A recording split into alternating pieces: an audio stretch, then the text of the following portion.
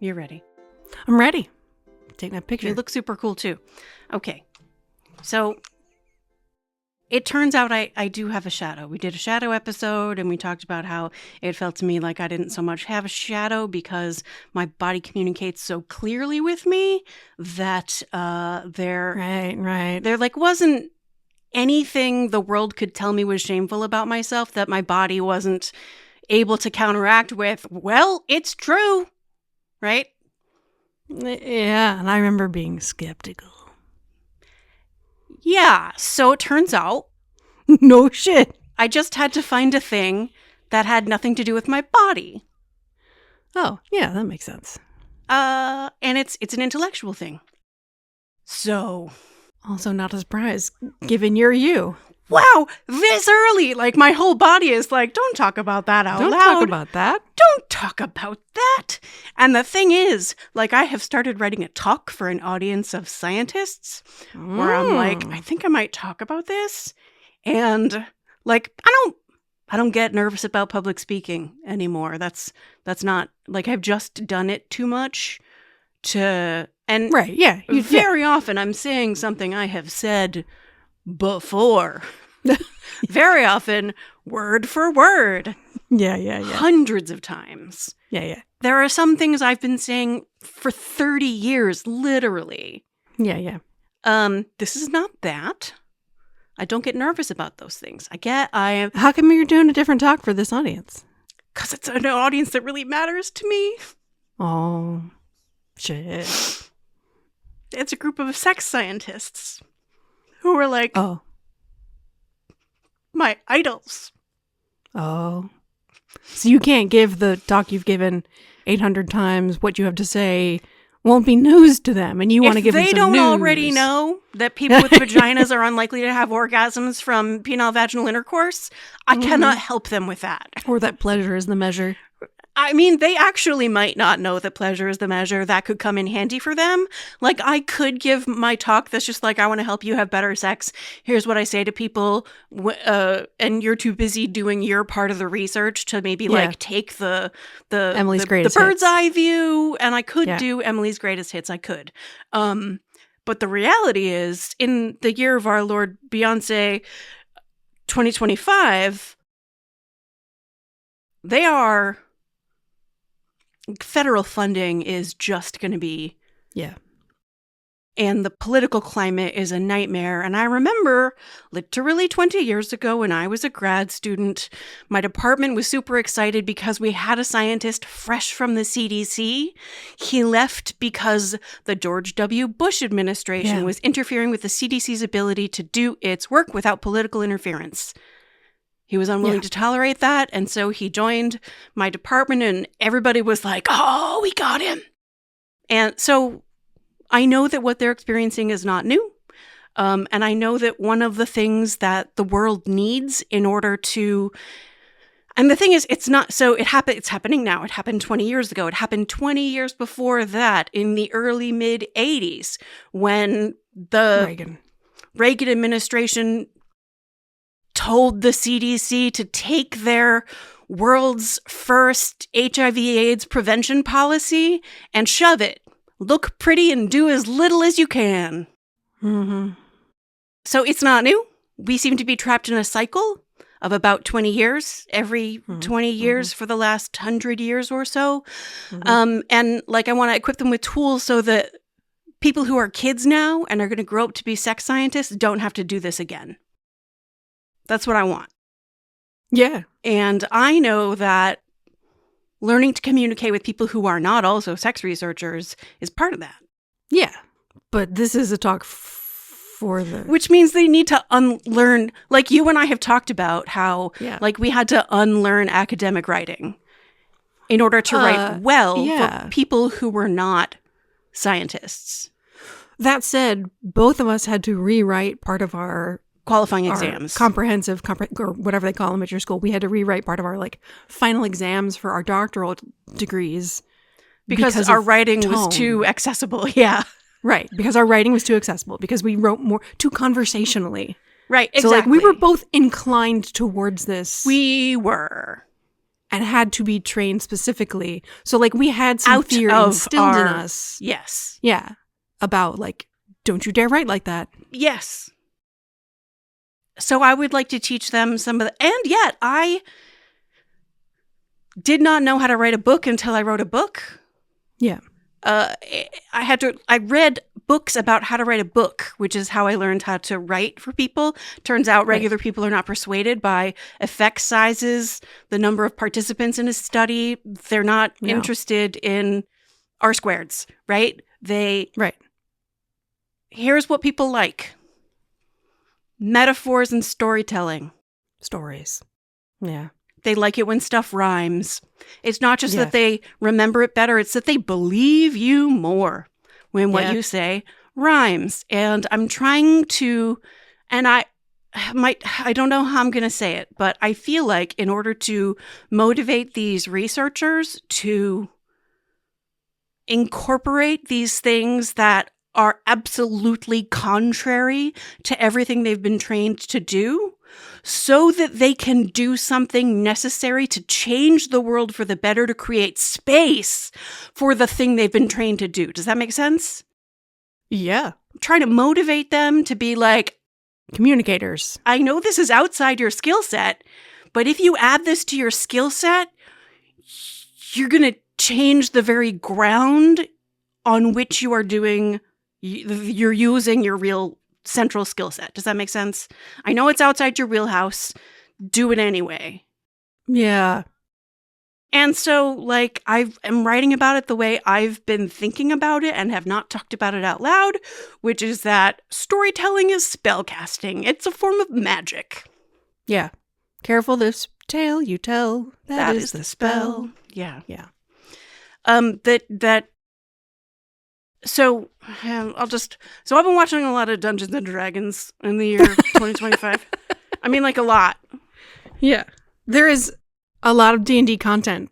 One of the great things about a single battle can take 5 hours, which is so much time that I am not watching the news. Yeah. Which is better for me. Like, the less news I can see. I talked with my therapist about it, and we could not think of one instance where having more exposure to the news makes me more empowered to do the things I know need to be done that are within my capacity to do. And very often, watching the news reduces my capacity to do the things that I know need to be done that are in my power to do. Because I feel overwhelmed, exhausted, stressed out. I must not know what's happening so that I can do something about what's happening. Yeah, I haven't watched the news in weeks. Yeah. Malin keeps me informed of, like, big stuff. Yeah. And sometimes, like, John Oliver. Right. Okay, so it's great. It's awesome. I highly recommend people so much better. Don't disconnect from the day-to-day news. Go ahead, unless you can think of a situation where knowing actually makes it easier for you to do your part. And just knowing what's happening is not you doing your part. Yeah, knowing what's happening does only not doing help you do something is doing your part. Yeah. And I know there are going to be people who are going to be like, oh, but, and I'm telling you, knowing is not doing something. You have to talk to other people about what you know. You have to do something about it. If you have money to donate, you have to donate money. But, like, if you have the money, you were going to donate it to those things anyway, right? Right. Right. So I've been watching a lot of Dungeons and Dragons, and that has been shaping my thinking. Careful the tale you tell. Right. It's a hobby. I took some quizzes online, and I found out that, like, in real life, I'm probably a half-orc wizard, though I wish I could be, like, a druid sorcerer. That's sort of my, like, idealized self, but my idealized self is definitely a bard paladin.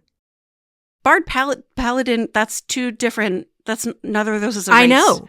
I'm multi-class. Right. Oh, so I don't care about what race I am. That makes a difference, though. It's human. Okay. Human bard paladin. Multi-class human bard paladin. Yeah. That makes sense. Tracks for realsy. But I think I could play a wild dwarf monk really well. Even though it's not who I would be in real life. In real life, I'm a half-orc wizard. That's just reality. So, given that, I don't know if it's necessary to like couch in a larger metaphor my motivation for persuading these scientists. So my thesis statement is basically, what if magic? But great, you've procrastinated 10 full minutes before telling us what your actual thesis is. So good job. Thanks.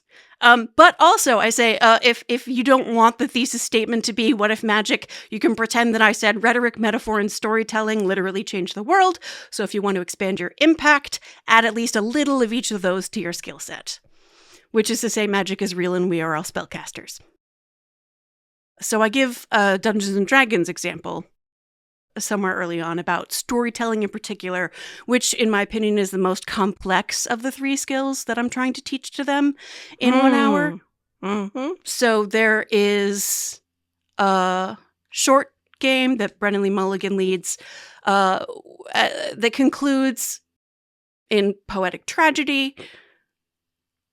Every player character but one dies. And that last character succeeds on a DC 30 skill check.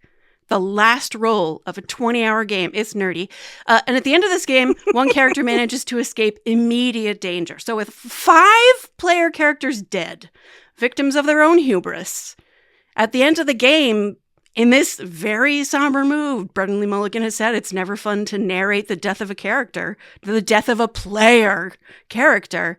At the end of it, he's trying to wrap up this, they all died. One of them managed to fly out a window, and I don't know if he made it home. He says, why do we tell stories?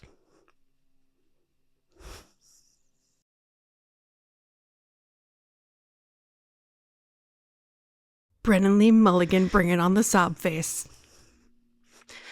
To try to make sense of a world that can be terrifying and enormous.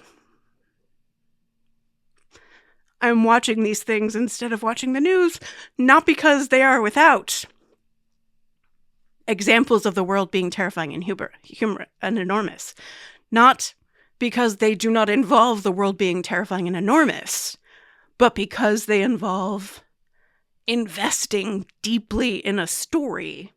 And anyone who has read Burnout knows that when you invest emotionally, physically in a story, your body doesn't much know the difference between that really happening and you just using your imagination extremely vividly. Mm-hmm. So what Dungeons & Dragons actually is collaborative improvisational storytelling where your body doesn't know the difference between telling this story and feeling what it's like to be a hero. Mm-hmm. And that is what I call spellcasting. You want to teach your body what it feels like to be a hero without actually going and fighting a dragon? Tell a story with your friends. Read a story. Watch a story being told by strangers where you care. At the end of another game, this one is the game master is Aabria Iyengar. Oh my gosh. So this game started as a parody of a magical world that must not be named. And at the end of it, Aabria says, everyone is capable of magic, whether or not they choose to engage with it, but it is available. And the entry is not an owl with a list of demands and needs and a place to go and a way to be, but you are brought in by someone familiar, someone kind and loving. That is how you are brought into a world where magic is creativity and everyday care and kindness and the little things that actually shape and change the world. That's magic now. The rules have been given to you. So when I say spellcasting, what I mean is creativity. and everyday care and kindness. And not grand gestures or performance, but the gentle, doable small moments over and over. Every day, every word you choose to speak is the verbal component of a spell. Every shift in your physiology is the physical component of a spell. Each shift in the physiology you activate in the people around you is the effect of a spell you cast. Each decision you make to counter hate and violence with instead a shelter for love and joy and rest and ease is a spell you are casting.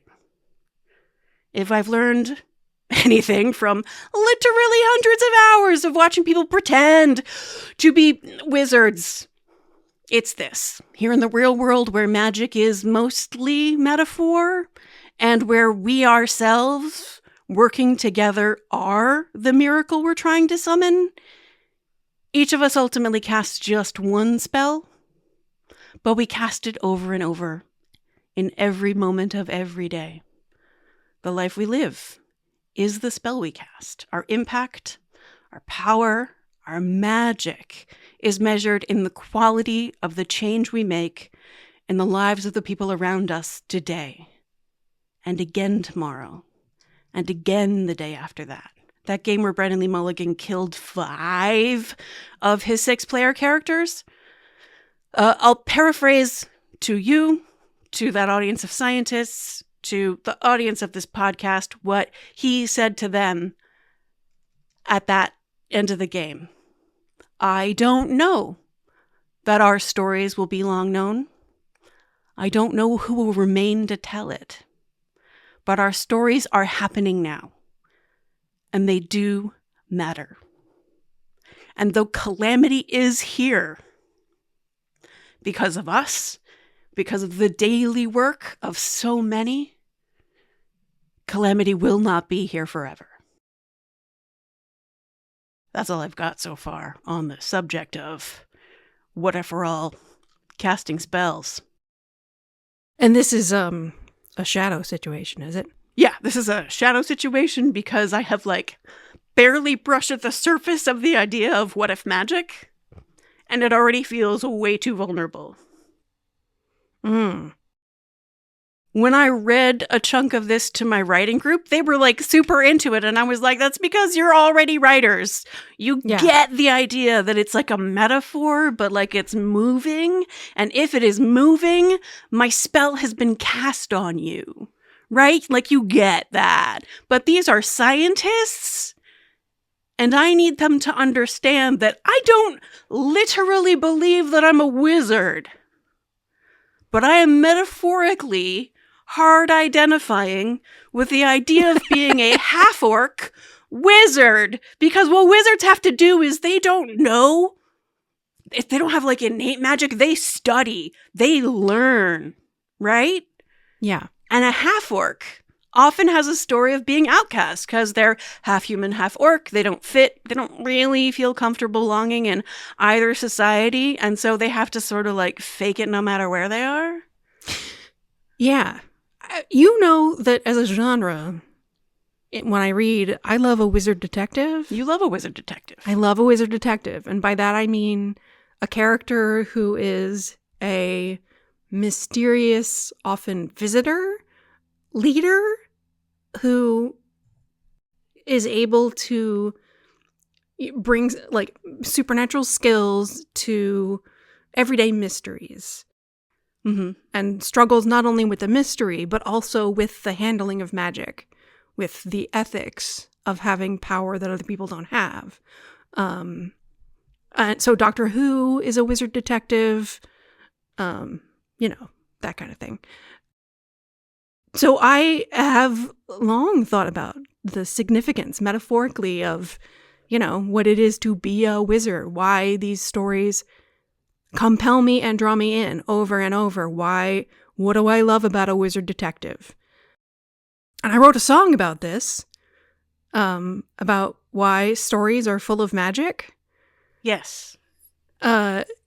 We could do the song if you can pull the file up and read your part of the song, because it's a two-parter. You have a spoken part in the song that you have to I'm do. sure we have a recording of you just doing it. We do not have a recording of this. Well, that seems like we should make one. We should probably do that now. This is why the stories are full of magic. Nothing in nature is sufficiently tragic. I actually wrote about, so I edged into this idea in Come Together. There are 2 sections where I talk about this. One is literally the whole last chapter. I changed tone completely because I'm talking about the magic trick and how you access ecstasy through practical magic, through rhythmic movement of your body in time with another person for a shared purpose.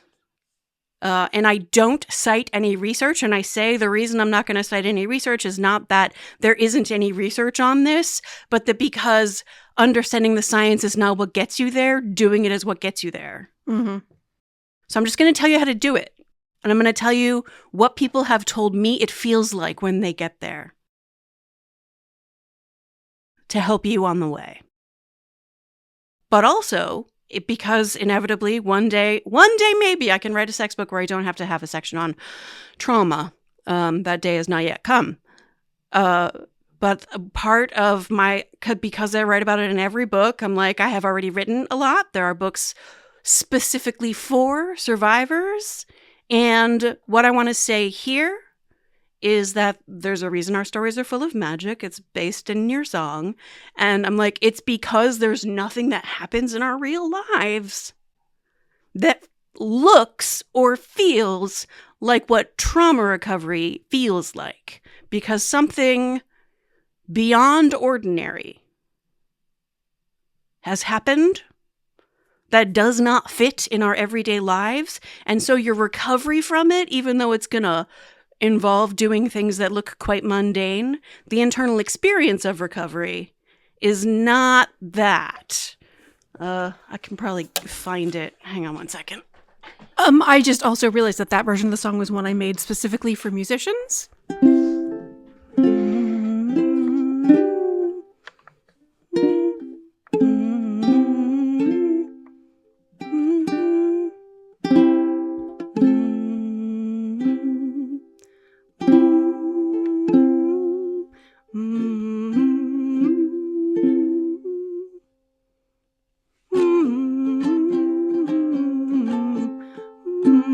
Okay. I think I should actually record the song for this, and then I can post the video online with the expurgated version. Okay.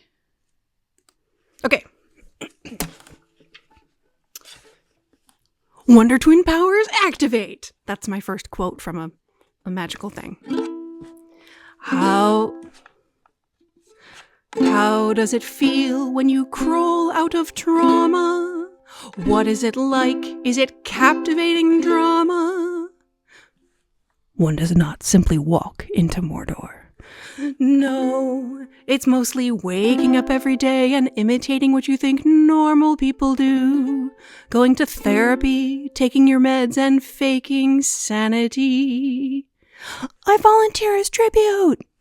This is why the stories are full of magic. Nothing in nature is sufficiently tragic. Stories can show you for the hero you are. Stories can show you for the hero you are. Bah, humbug. People think a hero is someone who helps strangers. They can't see survivors' work won't make them entertainers. Winter is coming. No, the goal is just normality, and that doesn't look impressive from the outside. But your experience of the struggle is so much bigger on the inside. Luke, it is your destiny. This is why the stories are full of magic. Nothing in nature is sufficiently tragic. Stories can show you for the hero you are. Stories can show you for the hero you are. You're a wizard, Harry. Suffering and pain can leave your soul in tatters. It can be hard to believe that you matter. Let it go, let it go.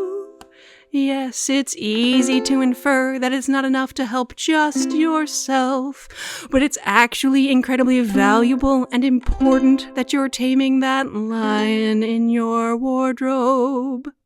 I am Moana. Yes, yes, we can see you are full of magic. You have defeated the evil and tragic. Now you'll remember what a hero you are. Now you'll remember what a hero you are. Sometimes you have to be a little bit naughty. There you go. And it ends with, sometimes you have to be a little bit naughty, from Matilda. That's the little tag at the end, but You're a Wizard, Harry is one of the ones. I feel like we can quote You're a Wizard, Harry, and people can know that, like, because it is important to understand that even though Joanne Rowling's middle initial is KKK, the story she told captivated a generation. And why? This is why the stories are full of magic. Nothing in nature is sufficiently tragic. So the way I frame it in Come Together, there are whole books about sex and survivorship, especially if your trauma, neglect, and abuse is affecting your sexuality. I hope you'll explore some of them and maybe pursue therapy. But here I want to offer specific tips for survivors which is a specific tip, which is that sometimes our escapist behaviors are actually part of our healing. Be curious about the metaphors and stories that soothe you. Nothing in our real lives can explain or describe what happens inside us as we heal from trauma. We may need the metaphors of a fantasy world to describe our experience. And let me just say that I'm not going to read this whole thing, but when I did, my audio producer had to turn off his mic because he was sobbing so hard. Oh. Take Lord of the Rings. 1,000 pages of high fantasy plus 2 volumes of mythopoeic stories. People don't read all that because it's fun to spend so much time with a bunch of white men of different statures. People reread it and memorize ancestries and learn to speak fictional languages because they need somewhere to be that feels the way they feel on the inside, and nowhere feels like what trauma feels like on the inside. Frodo from The Hobbit says, "I will take the ring to Mordor, though I do not know the way." That can be what it feels like to choose to heal from trauma. Every morning when we wake up, we decide to carry this burden another step closer to wherever it can be destroyed, even though we don't know where that is, and we don't know where we're going, or how, or if we will get there. Why do people love Samwise Gamgee? Because though he can't carry the ring, he can carry Frodo. He is an ideal co-survivor. He stays no matter how scary it gets. He suffers alongside Frodo, but he never equates his struggle with his friends. You want to know how to help a friend with their trauma, or feel what it would be like to help a friend, or to have an ideal supporter? Check out Sam, who wants to go home to his Rosie, but he would never abandon Frodo. The best metaphor for mine is Moana, and I do the whole metaphor Moana that you and I have done multiple times. There's the recording of us doing it. People can find that if they want to. We can put a link to our XOXO talk where we do a version of it. Okay. I'm trying to, I have Wonder Twin powers. I have one does not simply walk into Mordor. So I already have. Yeah, don't worry about Lord it. of the Rings. But I'm trying to find something to replace You're a Wizard, Harry. It's a project for another time, but you know. I forgot I wrote that song. So, Moana metaphor, I stare at the screen, watching Moana, eyes wide, tears dripping down my face into my snack.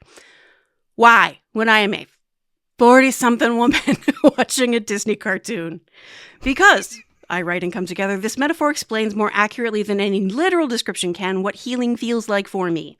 Like Moana, I see beneath the surface of my own pain. I turn toward it without fear, with calm, warm, goddamn curiosity. The pain and I breathe the same air like Moana and Te Kā, and the pain transforms into power. Compare that to a literal description of what healing feels like. Traumatic experiences taught my brain that other people and my own internal experiences are not safe, but many people and all my internal experiences are safe. I teach my brain this by paying attention gently to uncomfortable emotions as they happen, and I notice that I am not unsafe while these emotions happen.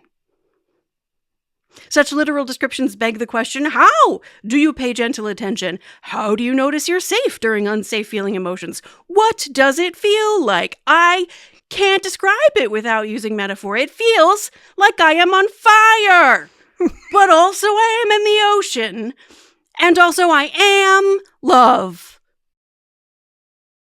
There is no literal description clearer than that. Nothing in our mundane lives can capture the internal experience of healing from trauma, neglect, and abuse. So that's why I transition into this, magic language. Not because I actually, literally believe in magic, but because magic is what captures the experience so I can communicate it about effectively. And if I want someone else to understand, then I have to use language that would get me expelled from a graduate program. Unless that program is in creative writing or something similar. Yep. Comparative literature, Yeah. So this is my shadow trying. Yeah. And I think potentially I have another suggestion about a manifestation of your shadow, which is your draw to Disney World. When you go to Magic Kingdom for a day and you experience all the things, you go on the rides and you taste the foods that just... No, I don't have shame about that. You're the one who brought shame to that experience. No. I'm not done. The Magic Kingdom immerses you in stories mostly from your childhood. Princesses and castles and haunted mansions and pirates, like the playful, childish stories that speak to archetypes. And you do this all day and you eat sugary, fried, delicious, for the most part, food. Your body is immersed in the ventrals, right? The feel-goods, the autumnal pumpkin spice lattes of mind. And then at the end of the day, you're standing exhausted for about an hour, doing nothing but staring at a blank castle. Waiting. While you wait. You wait for an hour because you wanted a good spot. Because you wanted a good spot so you can see the projections on the castle. And you have to watch with the projections on the castle or you miss 40% of the fireworks show. It's not just the fireworks. There's a movie projected onto the castle where characters from cartoons you already know and know very well for the most part, relive the moments of greatest triumph and tragedy, and 100% of people cry when they watch Happily Ever After. That's just statistically true. That's just information for you. Maybe I'm exaggerating, but anybody with a soul cries at Happily Ever After. Yeah, because they're very good at what they do. Climbs off, an actual literal human being dressed as Tinkerbell climbs off in a glowing Tinkerbell costume and wig. Yes. And hits the pose and soars on a wire across the park. Yeah. It is breathtaking. Yep. And at the end, Mickey Mouse, your host of this party, says, "You are the magic. You are the magic. You've been living in this magic all day." And then Mickey Mouse explains it to you at 11:15 p.m. You are the magic. Your presence here, your connection to each other. You are the magic. That's I mean, it's a metaphor. It is. But it's also, like, true. And when I brought this up the other day, if, as Aabria Iyengar says, magic is creativity, everyday care and kindness, and not grand gestures, but the doable small things, every sketch, every poem, every gesture, every word is a spell, then it is. If that's what magic is, then it's literally it's true. literally true. Yeah. And when I brought this up to you, you were like, it sucks how much you have to pay to get that message. And we were like, well, let's give it to people for free. So that's what we're doing right here, right now. You are the magic. I have a tattoo. The very first tattoo I ever got is a rune. It's an Anglo-Saxon rune. It's descended from a Nordic rune. Way to be a white girl in the 90s, not getting a Chinese symbol. It wasn't the 90s. It was the early 2000s. The early 2000s. But yeah. I did not get a Chinese symbol. I got I know white girls rune. who in the early 2000s. Yeah, I know. Yeah. Well, this rune, for as much as we know from that tradition, they used to throw runes on little tiles and like try to pretend the future or stuff like that. Yeah. So runes represented symbols. They were phonetic symbols, but they were also like symbols of metaphorical meanings. And so the rune that I have is representative of creativity, wisdom, inspiration, and communication, which sounds like a whole lot of things, but it's actually the thing that it represents is the original gift from the gods to humanity. The thing that makes human beings different from the rest of the animal kingdom. Creativity, wisdom, inspiration, communication. Communication, obviously, not accurate. Even trees communicate. But like, this is what they were thinking of when they had this. So even this, trees don't tell stories, though. They don't. So maybe it's wisdom, inspiration, creativity, and storytelling. Anyway, it's... P.S. Stories are also metaphors. I'm asking my scientists to use rhetorical skills, metaphor, and story, and I am pointing out that every story is a metaphor, which is why people really... Like, Moana is an allegory for trauma, survival, and healing. Yeah. Just like Up is a story. It's an allegory, embracing your shadow. Yeah.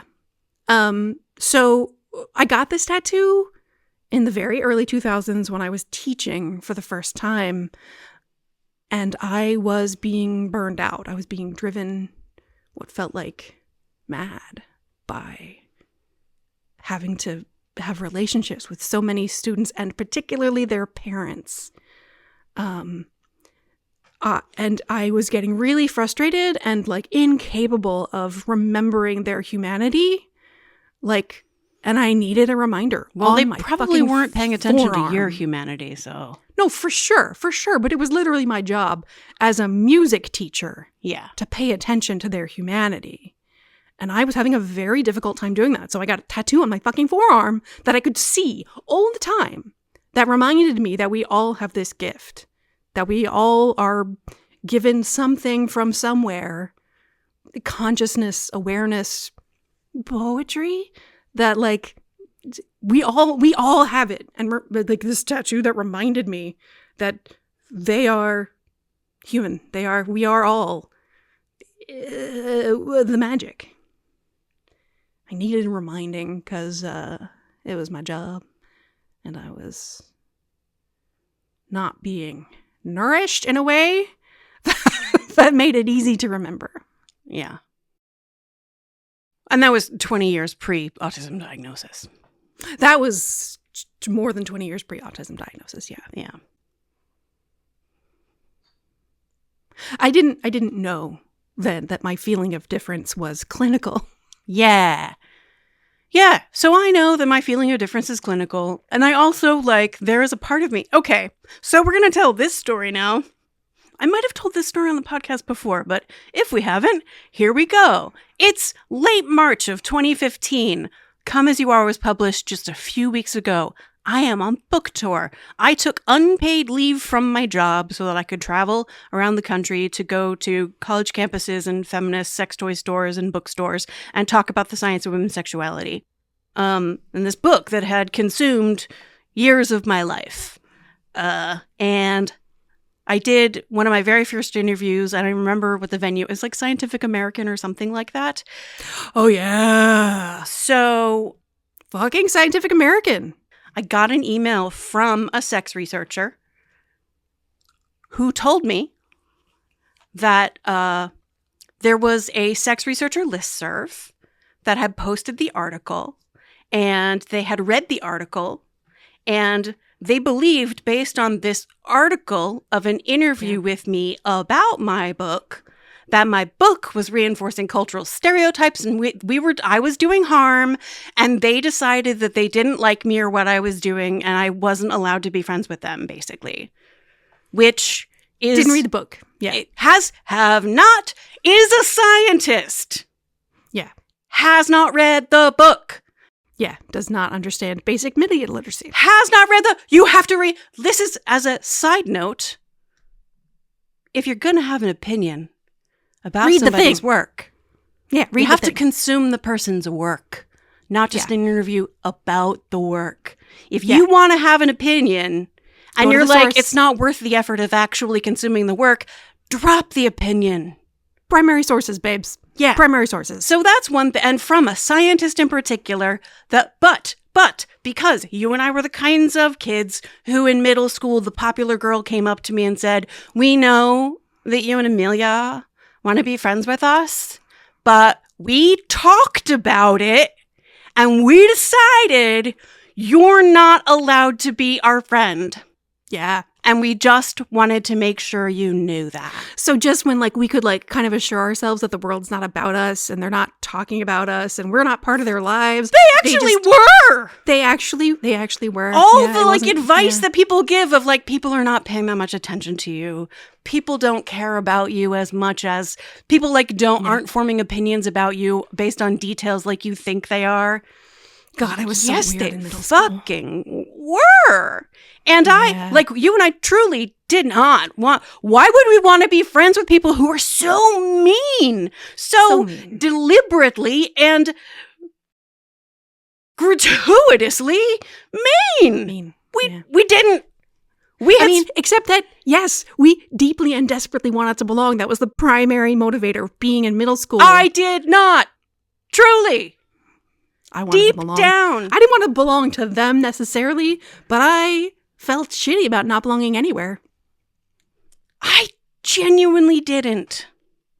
I was physically beaten, though, and you weren't. I was not physically beaten up. I was only emotionally bullied. Yeah, emotionally ostracized and bullied. So there's a difference. We had a slightly different experience, yeah. Yeah.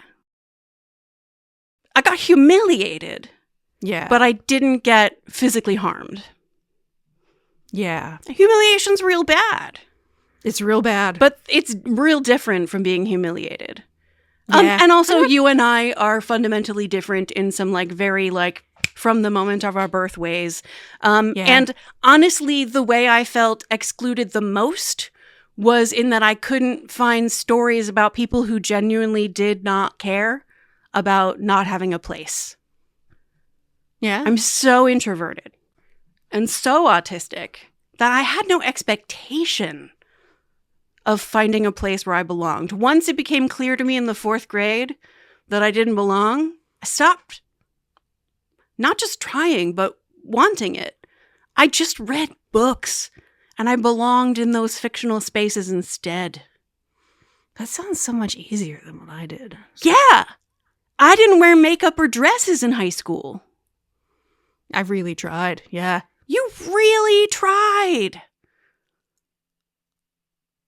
And I just read actual hundreds of books, which I continue to do. I read or listen to 150 books a year. Audiobooks have really increased my ability to read because I can do them listen to them at the same time as I do dishes and fold laundry. Yeah. Can clean the bathtub and cook and do a puzzle. It's a whole separate part of my brain from the parts I need to do those tasks. It's amazing and I love it. Sometimes I do those things in silence, but a lot of the times I listen to a story, especially these days. And that's magical. Do you have any memory of an all-grade camping trip at some middle This school event happened on an type all-grade grade? camping trip. This. Did it? We wanted you to know. Camp Arrowhead. It might be my fault then, because I had my period on that camping trip. And there were blood on things. And I got I was in a cabin with some of those, we decided we can't be friends with you girls. Were you? Yeah. I remember being in a cabin with the sort of No. C-tier kids. Allison. Yeah. Who lived There were in definitely Switzerland. some queen bees in my cabin. Maybe we were in different cabins. God, that would suck. We were definitely in different cabins. Yeah, we were Yeah. definitely in different cabins. And again, I had my period and there were blood. I was on some things. accused of having my period by a boy. Yeah, it might be that he'd heard that I had my period. Yeah. It was bad. Also, I had a bag with me for carrying things around. And the coolest bag I had was a plastic shopping bag from The Gap, which is blue. Do you remember the blue Of course Gap I do. shopping bags? Yeah. And the ink, the color from the thing rubbed up on my leg and got on my clothes. So I was bleeding and stained and yeah. 7th, 8th grade. Fucking nightmare. So yeah, it was probably my fault that those girls had that conversation because I was actively in their cabin being gross and awkward. Either way, Yeah, I'm just saying.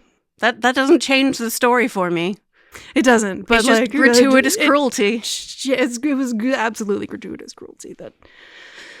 Oh my God, it was so bad. Except, and I have said before that reading the research on relational aggression, when I got my job at Smith and I was told, develop a curriculum around bullying. So I read these books about relational aggression, which is the queen bee situation. And it was like anthropology for me of going back and being oh, that's what they were doing. So from our point of view, it's gratuitous cruelty. But from their point of view, they have to engage in that behavior in order to reinforce hierarchy.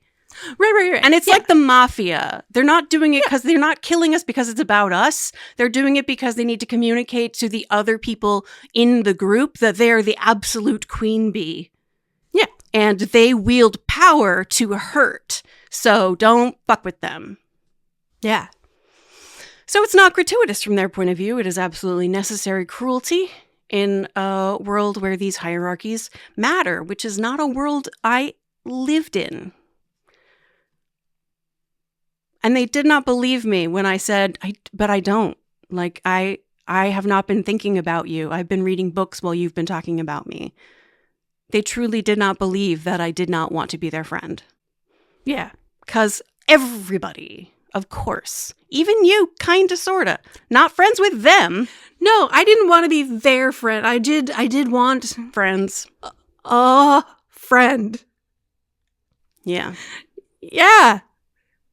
Yeah. Of course So I did. part of my feelings about talking about magic are because once upon a time, 10 years ago, when my book was brand new and none of these people had read it, and it had not been on a New York Times bestselling list, it had not grown. I sell more copies of Come As You Are every year, which is the opposite of how book sales work. Right. Yes. That's not normal. Usually you have a explosion right at the beginning and then it disappears.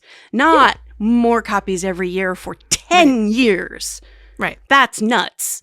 So my social position relative to sex researchers is different now. Yes. But now you're literally the most influential writer about human sexuality. I mean, according to the New York Times. no comment, because feelings. I'm just telling you a thing that the New York Times published. But this one time, this girl said this thing to me, and I'm in my hotel room on the West Coast, 3,000 miles from everything I care about in life, apart from communicating the science of women's sexuality, sobbing in my hotel room Yeah. Like a fucking 13-year-old who's just been told, you are not allowed to be friends. Only these people I did want to be my friend, and they hadn't even read the book. P.S. That interview, that article, was so egregiously unscientific and outrageously misleading that Scientific American withdrew it. They unpublished it. It was on their website, and they took it the fuck down. I didn't. Yeah. How did I not know? You told me that. Oh. You forgot the end of the story? No, I don't. I think that's something different. That was It's definitely the Scientific American. Yeah. That writing was a about Scientific your book. American blogger, which is not the same as like a journalist for the magazine. It might have been National Geographic. I don't know. It was Scientific American. I remember that was a thinking- different thing where somebody Okay, wrote a blog alright. post about my blog. But no, That was about the so book. egregiously unscientific that they took it down. Okay, maybe I'm misremembering, but Yeah, that's a different thing. I don't think, because this was in the print publication. oh God, print publication. So I don't think that's how the story ended, but that's part of why I have... That's why another story ended, though. So That's how another story ended, yeah. And that was another sex researcher who hated me. yeah, who, by the way, is now nobody will remember that. Nobody. You're now the most, according to the New York Times, Right. the most influential writer about sexuality. So this influential writer about the science of women's sexual well-being in particular wants to go to a conference of sex scientists whose work she cites on a regular basis Mm-hmm. and reads with admiration, and say to them, let's imagine that magic is real and that you can cast spells. And the reason I want you to start casting spells is to change fundamentally the very world in which we live, so that the next generation of scientists doesn't have to go through what you are going through now, what a lot of us went through 20 years ago, what some of us even went through 20 years before that, and what the foundational researchers in this nation went through 30 years before that. Over and over, we are stuck in this cycle. How do we break the cycle? Magic is the short answer. And I don't literally mean magic. I mean, we change how people think about why sex research is necessary in the world. And that is going to require that we bypass all of their gut panic at just the idea of talking about sex. And the way you bypass that at the word vagina is to use a metaphor. It's to tell them a story about a time when somebody was struggling and they learned something from the science and it changed their lives. That's how you change the world, is spellcasting, metaphor, stories, over and over and over again. Vivian Paley is a MacArthur Genius Grant recipient who studied childhood storytelling play. 25 years ago, there was an episode of This American Life called Dolls, where she talks about the stories children tell each other that make up their story play. And she says, at this kindergarten, first grade age, the story they tell over and over, there once was a lonely wolf, and a deer came and said, I'll play with you. There once was a lonely helicopter, and the mommy came and said, I'll play with you. There once was a lonely girl, and a boy came along and said, I'll play with you. They will never get sick of it. They'll never be like, this story again, over and over. Tell me that when I am alone, someone will come and say, I'll play with you. It's the story you and I have been telling in this episode.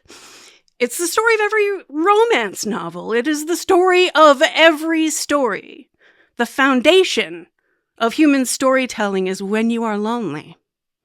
Someone will come and say, I'll play with you. Every email I get from a spouse who's desperate for their partner to have sex with them, what they're saying is, tell me how to get to the end of the story. I'm alone. How do I get my partner to say, yes, I'll come play with you?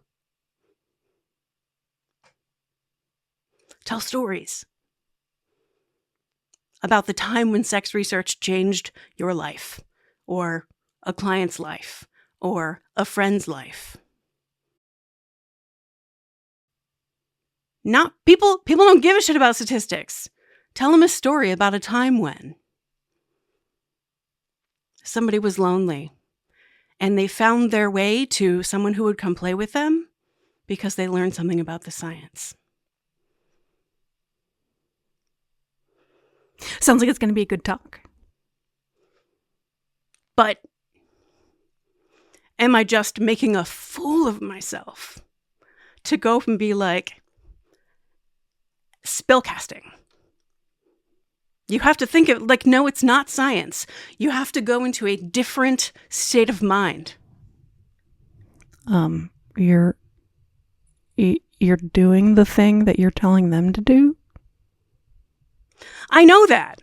And I have thought about, should I write the talk like it's a science talk, or should I write the talk by doing the thing? Do the thing and tell them you did the thing. At the end, and be like, what you'll notice is I followed the story structure I told you to follow. What you'll notice is I used a fucking central metaphor of magic. What you'll notice is I made it rhyme when I could. Yeah. I sang you a fucking song. I sang you a fucking song. Amazing grace, how sweet the sound that saved a wretch like me. I once was lost, but now am found. Was blind, but now I see. It is the ultimate story. And the thing that happens dead in the center of the story, I once was lost, but now am found. What happened in the middle of that story? There was a lonely person, and then amazing grace came along and said, I'll play with you. I once was lost, but now am found. That's it. It's the most popular hymn in the world. For a reason. That's all most people want.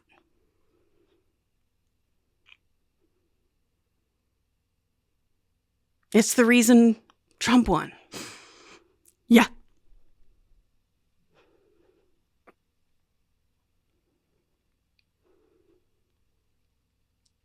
Because shit doesn't have to make sense for people to believe it. And even when shit does make sense, they still don't necessarily believe it when there's an alternative that is rhetorically more compelling. And every story and metaphor requires compromise in its translation from the science. And researchers need to be willing to tolerate that compromise in order to have the rhetorical power necessary to change the world. Their reluctance to compromise total precision is a barrier to making the world so that the next generation of scientists doesn't have to do this again. There's a metaphor that Neil Gaiman uses. Ugh. And it is that the story is the map. The most accurate map is the world. But the world is too big to see. That's why we make maps. The story's the map. Yeah. Yeah, it's a compromise, but it represents the real thing. Yeah. And that's a metaphor about stories. And all stories themselves are metaphors. And a map is a metaphor for the world. Yeah. A map is a metaphor. Yeah. Oh, that's really, shit. I do use, so as I come to the end. It's 11:03. I know you have to get your I have shot. to go. But I do use this map metaphor at the end of Come As You Are, where I say, like, you early in your life were given a map of how your sexuality is supposed to work. And you have arrived in a place where the map told you you're supposed to be, but when you look around you, you do not see what you were told you were going to see. And what I want you to know is when that happens, it is the map that's wrong, not you. The map can be wrong. So the map is a metaphor for your sexuality, and what you need is a map that is an accurate representation, an accurate enough representation to get people where they want to go. Accurate enough. Accurate enough. That is the phrase. I'm going to write that phrase down in all caps. It doesn't have every blade of grass. It has to be accurate enough. And now I'm going to go get my flu shot at... I already had mine. At a Halloween-themed community event where costumes are encouraged. So I had Rich draw vampire fangs and a drop of blood on my KN95. Nice. And that is my costume. Okay. Thank you for listening to this episode where I work through my childhood shit. You are the magic. You are the magic. Cue the ukulele.